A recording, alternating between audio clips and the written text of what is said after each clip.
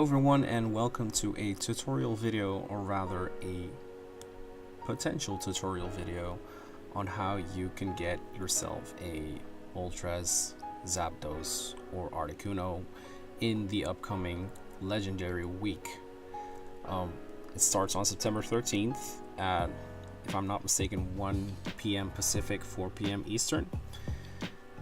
Which basically means that from that time until the 20th, pretty much everything that's going to spawn are Articuno, Zapdos, and Moltres, leaving Regirock completely in the dust.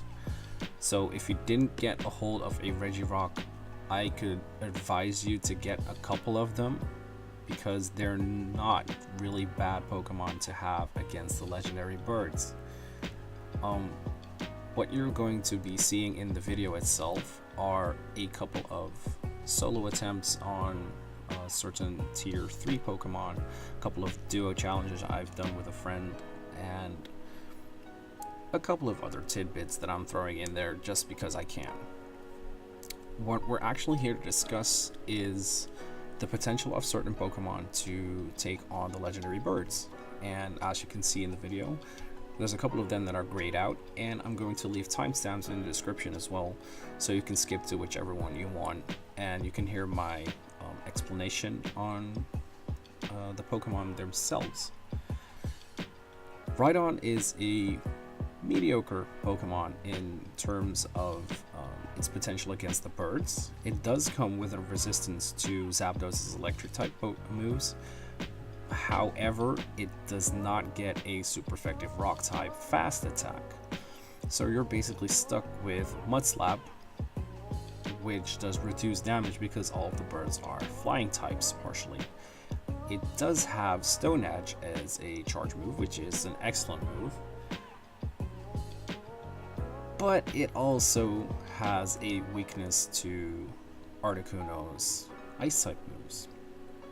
It's not bad, it has reasonable bulk, it has good attack stats, but it does not get the job done unlike the other rock types. Don't get me wrong, Rhydon's a good Pokemon if you don't have anything else, but I would advise not to use as many Rhydon as you could with the other ones that are shown in the picture. So next up, let's talk about Aerodactyl, because I think Aerodactyl is pretty underrated for a rock and flying type Pokemon, and it does come with a very good moveset against Articuno. However, just like every other flying type, Aerodactyl is weak to ice type attacks. Aerodactyl does come with a Steel Wing fast attack, and it does get Ancient Power, which is a quadruple effective move against Moltres and Articuno, which is amazing, and it also gets a Steel type move against Articuno, which is Iron Head.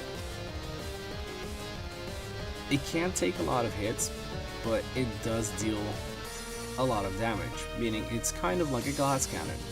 So if you can lean off an Aerodactyl like they used to do in the actual showdown metagame, Aerodactyl Suicide Lead, just deal a lot of damage, have it faint, and then switch to your next best attacker. Which brings us to Golem and Alolan Golem. Both of these Pokemon are extremely good Pokemon to have against all of the legendary birds. Especially, normal Golem itself has Rock Throw, and you can potentially have Rock Blast and Stone Edge. It comes with a natural resistance to electric, which means that Zapdos is pretty much going to do nothing, even if it uses Thunder or Zap Cannon. And Golem deals a lot of damage in return. So if you can get your hands on a Golem, I strongly advise you to get at least 1 or 2 normal Golems, and maybe an Alolan Golem, because Alolan Golem does pack a resistance to electric, because it's a rock and electric type Pokemon, and it also packs a resistance against Moltres. It takes neutral damage from Articuno, meaning that it's overall a better choice to have over a normal Golem. Alolan Golem also comes with the potential to have an electric type move, which deals double damage against Zapdos and Articuno, but it can also have 2 rock type attacks, meaning Rock Throw and Stone Edge. All of that combined pretty much makes Alolan Golem the better of the two because it has no weaknesses and it only has resistances and super effective moves. So if anything, get yourself 1 or 2 normal Golem if you're going up against Zapdos or Moltres, and if you're going to go up against Articuno, you might want to have 1 or 2 Alolan Golem instead. Next up, let's talk about Sudowoodo. Now, I know what you're thinking. Sudowoodo is pretty useless, right? Yes and no. Sudowoodo does have reasonable defense, which means it doesn't take a lot of damage. It takes neutral damage from Articuno's Icy Wind, Ice Beam, and it does take a lot of damage from Blizzard. I can attest to that. But against Moltres, it's really good. It comes with Rock Throw and Stone Edge as well, if you can get that through TM, if you're not lucky enough to catch one with a Stone Edge already. It's really not bad. It does not deal that high of damage, but it does come with bulk and survivability.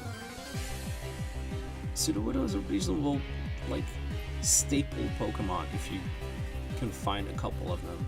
They usually spawn with partly cloudy weather, so you might want to be on a lookout for that if you're going to hunt for a Sudowoodo. It's not a bad Pokemon at all. And next up, we have Omastar. Omastar is an excellent Pokemon if you have the Legacy move for it, which is unfortunately no longer available. However, it does come with a quadruple resistance to Moltres' attacks, it comes with a resistance to Articuno's attacks, and it's only really weak to use against Zapdos, which I'm not advising you to do, because Zapdos will just utterly destroy Omastar. Omastar also comes with the ability to become a mixed attacker, having both water and rock type moves, so you can run a Water Omastar against Moltres, and you can run a Rock Omastar against both Moltres and Articuno. It's not bad. It just doesn't live very long because Omastar's HP is rather low, which is also why I wouldn't recommend bringing a lot of those. And if we're moving onwards, underrated Pokemon, Lunatone and Solrock. Surprisingly enough, they're actually really good to have. Solrock and Lunatone both come with natural resistances to Moltres, and they can both learn double rock type attacks, meaning that they both get Rock Throw, and they both get Stone Edge. Lunatone and Solrock do not, they don't get Stone Edge, they get Rock Slide, my mistake. They're not bad Pokemon. However, their survivability is on the low side because of their HP stat not being amazingly high, which is unfortunate, but they do double up as glass cannons, meaning that they deal high damage in low amounts of time, but they do not stay around for that long. And that finally leaves us with 2 more. The first one I want to talk about is Regirock. Regirock comes with a resistance to Moltres as well. Pretty much every rock type gets resisted damage from Moltres because Moltres just doesn't deal a lot of damage against rock types. It takes neutral damage from Zapdos and Articuno, and Regirock will either have as charge moves, it can have Zap Cannon, Focus Blast, or Stone Edge. Ideal situation, Rock Throw and Stone Edge, so you can deal with every type of the birds. Regirock has extremely high defensive stats, but that trade-off for its attack stat might just leave you with not enough time if you're doing these raids with small groups. My advice, don't bring a lot of Regirock. Bring one, at most two, at reasonably high level. With that, I mean, if you have Stardust costs above 6,000, if it's 6,000, your Regirock will be level 30, which is, to me, the highest that you should probably go. Again, Regirock is not that amazing, but it does provide you with a little bit of attack and survivability because it has really high defensive stats. Finally, we have Tyranitar, and we all know how amazing Tyranitar is. Tyranitar is, in my eyes, like double S rank among every single rock type in existence right now, because it has the most amazing moveset, being Smackdown and Stone Edge. If you don't have access to Smackdown or Stone Edge, you can also go with Bite and Stone Edge instead. You're not forced to have Smackdown or Stone Edge if you go with groups. Any group of 4 to 5 level 30 or higher people with at least a couple of Tyranitar, at least a couple of Golem, and maybe a Regirock can easily take down every type of the birds. The hardest one you're probably going to face is Articuno because it has higher defensive stats compared to Zapdos and Moltres. Again, preparation is key. If you're gonna go for these birds in smaller groups, be prepared because they do have 12,500 HP as opposed to their respective days where they had 7,500 HP and the stats of a tier 4 boss. They've come back in their full glory as tier 5 bosses with the stats of a tier 5 boss, which means that they're basically like 1.5 times stronger than they were when they had their respective days. Other options for the legendary birds, I'm just gonna fly through them quickly. Electric types like Ampharos, Jolteon, Raikou, other Zapdos with Thunder Shock from Zapdos Day, with Thunderbolt or Zap Cannon. Pretty much every other water type like Gyarados, Kyogre especially, are good to have against Moltres. If you have steel types, Metagross is probably the way to go against Articuno. Aggron can be an option as well, but doesn't have high damage output. And if anything, you're gonna want to be prepared with revives, hyper potions, max revives if you have access to those. But first and foremost, be prepared with a group. Don't go out there like guns blazing with 3 people not knowing what they're doing or not knowing what to expect.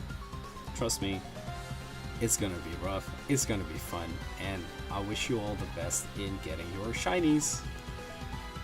Be on the lookout for part 2 because part 2 is going to be all about Mewtwo, and that's going to be a very interesting video. I just realized because Mewtwo is actually the OG legendary.